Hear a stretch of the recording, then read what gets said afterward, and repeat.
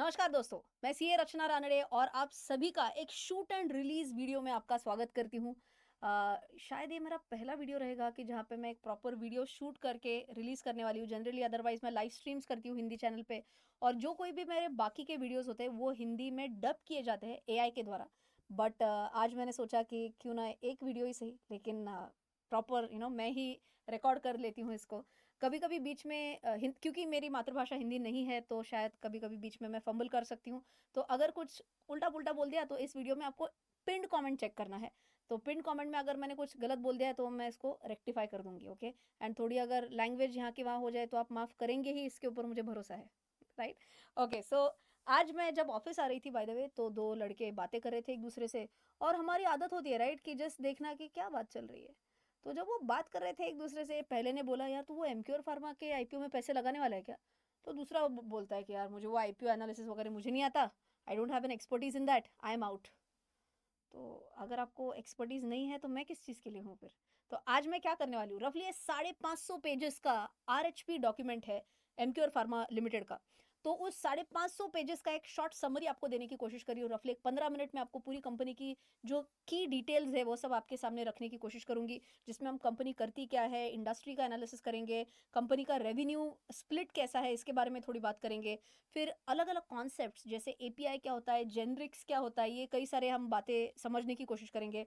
उसके बाद हम फाइनेंशियल्स के ऊपर जाएंगे, आईपीओ डिटेल्स देखेंगे। बहुत सारी चीज़ें सीखने जैसी है इस वीडियो में, तो वीडियो को अंत तक ज़रूर देखें। और अगर आपने मेरे चैनल को अभी तक सब्सक्राइब नहीं किया है तो फटाफट सब्सक्राइब भी कर दीजिए, ताकि आप, और अच्छा हाँ, वो बेल नोटिफिकेशन भी प्रेस करना है ताकि जब भी मैं कोई नया वीडियो रिलीज़ करूँ आपके सामने वो पेश आए। इतना ज़्यादा हो गया ना, वो आपको समझ में आएगा कि जब ये वीडियो अपलोड हो जाता है तो। राइट। ओके, चलिए तो अब हम जाते हैं उनकी आरएचपी समरी के पास। प्रॉब्लम यह है कि आरएचपी हिंदी में नहीं आता है, इट इज़ वो इंग्लिश में होता है। तो मैंने पूरा जो आपके सामने अभी जो डेटा आपके सामने रख रही हूँ तो वो इंग्लिश में ही है, बट की पॉइंट जो है उसको मैं हिंदी में बताऊंगी आपको। राइट। तो एमक्योर करता क्या है, बेसिकली दवाई बनाने वाली कंपनी है। क्या करती है, तीन चीज़ें करती है, डेवलप करती है, मैन्युफैक्चर करती है और मार्केट करती है। क्या क्या डेवलप करती है, दवाइयाँ डेवलप करती है। डेवलप मतलब आरएनडी करती है, उसके ऊपर संशोधन किया जाता है, फिर उसको मैन्युफैक्चर किया जाता है और फिर उसको मार्केट करके बेचा जाता है। कहाँ पे बेचा जाता है, 70 देशों में इनका प्रेजेंस है, 70 कंट्रीज़ में इनकी दवाइयाँ बेची जाती है। जिसमें अभी दवाइयाँ बोलूँ तो आपको लगेगा कि सिर्फ गोली टाइप्स है क्या।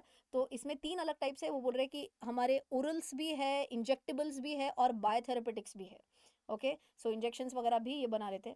एंड मैंने बोला ऐसे 70 कंट्रीज़ में प्रेजेंस ज़रूर है, लेकिन सबसे ज़्यादा स्ट्रांग प्रेजेंस कहाँ पे है, तो तीन एरियाज़ में, एक इंडिया, एक यूरोप और एक कनाडा। राइट।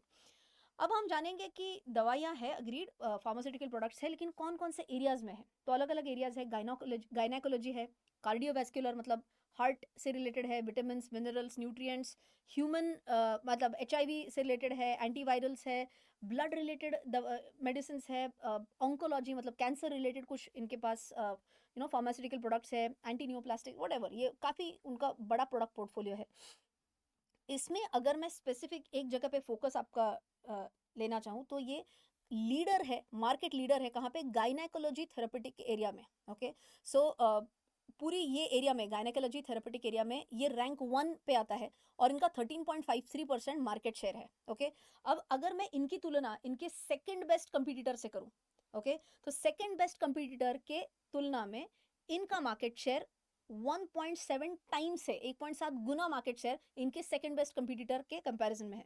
तो काफ़ी अच्छा मार्केट शेयर ये इनका है, स्पेशली कौन से एरिया में, गायनेकोलॉजी थेरेपेटिक एरिया, अपने इंडियन फार्मास्यूटिकल मार्केट में। अब इतना तो जान लिया, चलो थोड़ा इंडस्ट्री के बारे में भी जान लेते हैं, क्योंकि कंपनी क्या करती है क्या नहीं वो सब अभी अच्छे से समझ में आ गया। लेकिन इंडस्ट्री कैसी है, इंडस्ट्री अच्छे ग्रो करना एक्सपेक्टेड है कि नहीं, तो दो हम एरियाज पकड़ते हैं। एक है ग्लोबल ग्रोथ और एक है इंडिया में ग्रोथ कितनी है। ग्लोबली 5 to 5.5% CAGR से ये पूरी इंडस्ट्री ग्रो करेगी ऐसी अपेक्षा है। लेकिन इंडिया के बारे में बात करूँ तो इंडिया में 8 to 9% ग्रोथ होने की एक अपेक्षा है। राइट। अब इंडस्ट्री एनालिसिस में आपको एक और बहुत मज़ेदार चीज़ यहाँ पे समझ में आएगी कि patented biopharmaceuticals of value of nearly 190 to 200 billion dollars are set to expire over 2024 to 2028 globally, और अगर आप यहाँ पे देखेंगे तो number of products going of patent बहुत ज़्यादा है 2024 से 2028 में 447 products 430 424 181 163 and I am sure you might be like Rachna ये जो लास्ट के जो 1 मिनट वगैरह तुमने जो अभी बात की ये पूरा पढ़ के बताया वो कुछ नहीं समझ में आया है ना, नहीं समझ में आया, नो वरीज। इसी के लिए तो अब थोड़ा सा मैं, हाँ अब फोकस इधर कर सकते हैं आप। अब देखिए दो टाइप की प्रोडक्ट्स होती है। ओके कौन से दो टाइप के प्रोडक्ट्स होते हैं? एक होते हैं जेनेरिक प्रोडक्ट्स, जेनेरिक दवाइयाँ, आपने शायद नाम भी सुना होगा, जेनेरिक दवाइयाँ मिलती है। और एक होते हैं ब्रांडेड पेटेंटेड प्रोडक्ट्स। अब इन दोनों में फ़र्क क्या आता है मैं आपको एक एग्जांपल लेके बताती हूँ। मान के चलिए मेरी खुद की एक फार्मास्यूटिकल कंपनी है, ओके, और मैं कोई दवाई बनाती हूँ। मेरी जो साइंटिस्ट्स की जो टीम है उन्होंने एक बहुत अच्छा संशोधन किया है। उन्होंने बोला अरे ये एक बीमारी है जिसके लिए आज तक कोई मेडिसिन नहीं था, तो हमने इसके लिए एक मेडिसिन बनाया है, एक दवाई बनाई है। अब मैं क्या करती हूँ, इसकी बहुत फाइलिंग्स करनी पड़ती है, जो जो अथॉरिटीज़ होती है उनके पास बहुत ज़्यादा प्रोसीजर होता है, फाइलिंग्स करी जाती है और अल्टीमेटली मुझे उसका एक अप्रूवल मिलता है। उसी को हम बोलते हैं पेटेंट मिल गया, ठीक है। अब जब मुझे इसका पेटेंट मिलता है तो मुझे आ गई मोनोपोली। मोनोपोली मतलब क्या? सिर्फ और सिर्फ मैं ये दवाई बना के बेच सकती हूँ, बाकी कोई और नहीं बना के बेच सकता है। क्यों? क्योंकि मेरे पास इसका पेटेंट है। ओके, बट क्या जीवन भर मेरे पास इसका पेटेंट रहेगा? तो नहीं, इसके लिए टिपिकली कुछ एक एक्सपायरी डेट होती है। जनरली पेटेंट्स 10 साल के लिए होते हैं। ओके, अब अगर इन्हीं 10 साल में मान के चलिए मेरा कोई स्पर्धक है, कोई कॉम्पिटिटर है, उसको भी यही दवाई बनानी है, तो उसको मुझे रॉयल्टी पे करना पड़ता है, मुझे पैसे देने पड़ेंगे, तभी वो भी ये दवाई बेच पाएगा, बना के बेच पाएगा, राइट। बट ध्यान से सुनिए, होता क्या है, 10 साल गुजर जाने के बाद पेटेंट तो खत्म हो गया। अब क्या होता है, अब ये सबके लिए ओपन अप किया जाता है, जेनेरिक बन जाता है। मतलब क्या, मेरे जितने भी कॉम्पिटिटर्स है वो सब अब ये दवा बना पाएंगे। क्योंकि आपने देखा होगा तो टैबलेट के पीछे भी इंग्रेडिएंट्स तो लिखे होते हैं, उसके पीछे कौन सा इंग्रेडिएंट कितनी मात्रा में है ये भी तो लिखा होता है, राइट। तो अब तो कोई भी बना पाएगा, थोड़ा सा माइनर R&D लगेगा, उनको भी ऑब्वियसली परमिशंस लेने पड़ते हैं, उनको भी परमिशंस मिलने के बाद ही वो दवाई बना के बेच सकते हैं। बट ऑल इन ऑल आपको समझ में आया होगा कि ये जेनेरिक और ब्रांडेड पेटेंटेड प्रोडक्ट में फ़र्क क्या है। ओके, अब जब हम इनके रेवेन्यू बाइफर्केशन में जाएंगे तब आपको एक API नाम की भी एक चीज़ समझ में आएगी। API क्या होती है? Active pharmaceutical ingredient. मतलब क्या, वो एक ऐसा सब्सटेंस होता है जिसकी वजह से मुझे मैं ठीक हो जाती हूँ। ओके, मतलब जब मुझे मान के चलिए बुखार है और मैं किसी दवाई की दुकान में जाती हूँ, फार्मासिस्ट के पास जाती हूँ, मैं बोलती हूँ भैया बुखार है, क्रोसिन दे देना। अब मैं क्रोसिन की वजह से ठीक नहीं हो रही हूँ, क्रोसिन में जो API है, पैरासिटामोल जिसको हम बोलते हैं, तो मैं पैरासिटामोल की वजह से ठीक हो रही हूँ, that is the API। Okay, तो अब क्या एमक्योर फार्मा के पास भी ऐसे कोई APIs है क्या? ये भी तो हमको चेक करना पड़ेगा। उससे कितना रेवेन्यू आता है ये भी तो चेक करना पड़ेगा, राइट। सो अभी आगे के सेक्शन में हम 2-3 चीजें देखने वाले हैं कि उनका ब्रांडेड पेटेंटेड प्रोडक्ट से रेवेन्यू कितना आता है, APIs के थ्रू कितना रेवेन्यू आता है, और बहुत बहुत इंपॉर्टेंट, जेनेरिक्स से इनका रेवेन्यू कितना आता है। क्यों? क्योंकि अभी तो हमने देखा था, क्या देखा था, एक बार वापस वो शीट में चलते हैं, अब आपको और अच्छे से समझ में आएगा।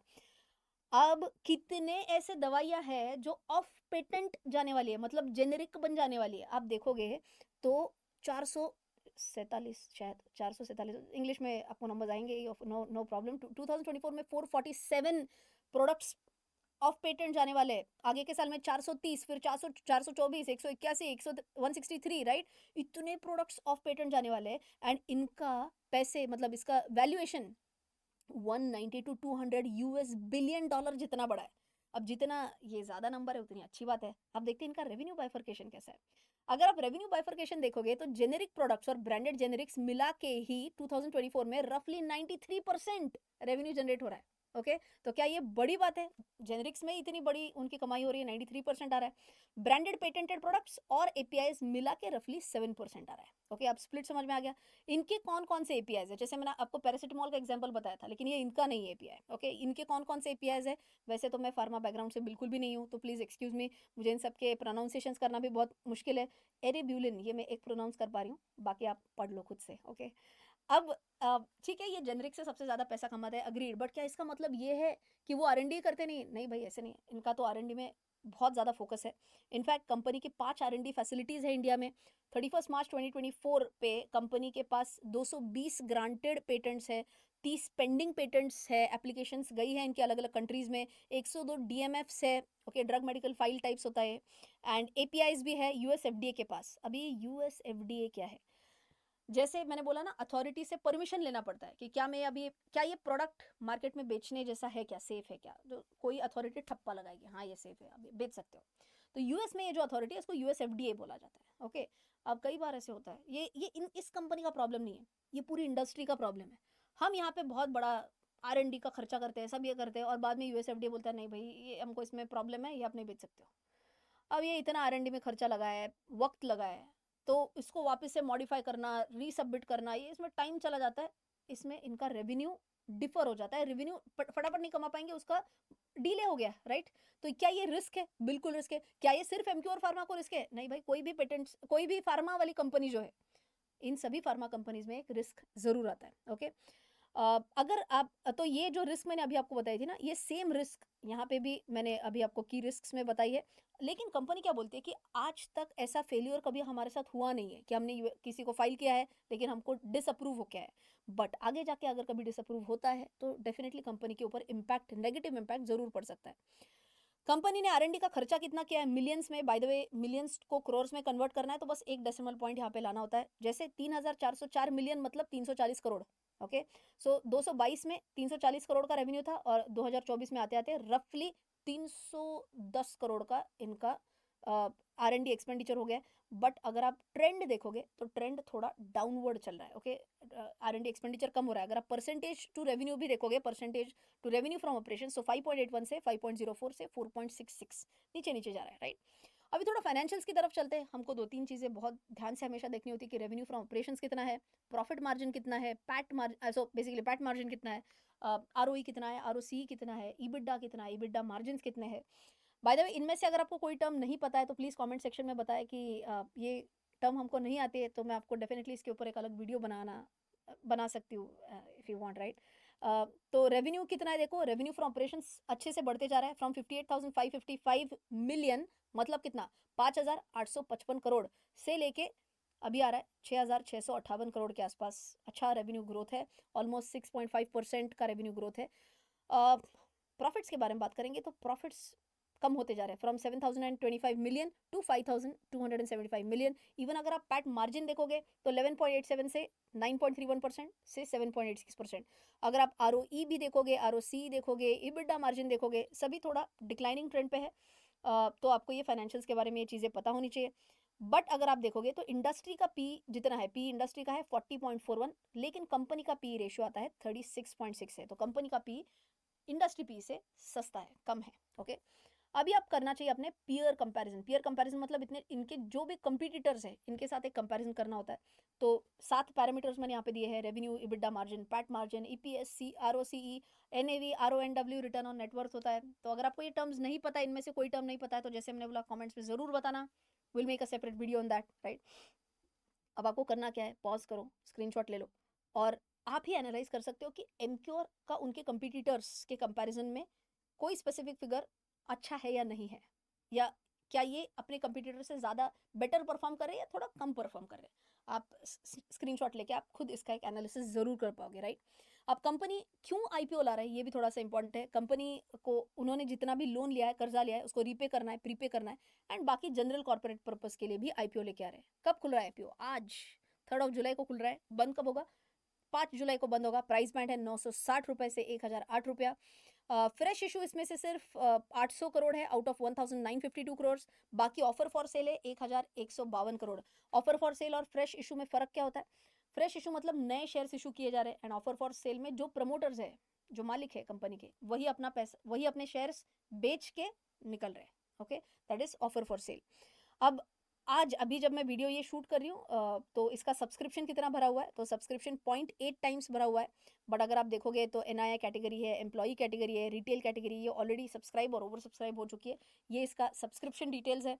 सो ऑल इन ऑल मैंने किया क्या है कि ये जो पूरा वीडियो अभी शूट किया, ये किसके ऊपर बेस्ड था? पूरा का पूरा RHP के ऊपर बेस्ड था। कोई भी इन्फॉर्मेशन RHP के बाहर की नहीं थी। आपको सिर्फ 550 पेजेस पढ़ने से आपको बचाया है। सिर्फ सब्सक्रिप्शन स्टेटस जो था वो NSE के वेबसाइट पे लिया है। ये RHP में डिटेल आता ही नहीं है, बिल्कुल जायज़ है, नहीं आएगा। क्यों? क्योंकि RHP तो बहुत पहले आता है, सब्सक्रिप्शन तो आज से शुरू हुआ है, राइट। सो आई होप आपको ये IPO का शॉर्ट समरी पसंद आया है। ऐसे videos, short and sweet videos अगर आपको पसंद आए तो ज़रूर बताना। वीडियो को लाइक भी दे देना, फ्री होता है। लेकिन मुझे इससे एनकरेजमेंट मिलेगी कि और ज़्यादा वीडियोज़ हिंदी में बनाऊँ, और आप सब तक जितना मेरे पास नॉलेज है आपको मैं पहुँचाते रहूँ। तो आपको ये वीडियो अच्छा लगा है तो मैंने बोला इसे कमेंट्स में भी ज़रूर बताना। मिलेंगे अगले वीडियो में, तब तक नमस्कार।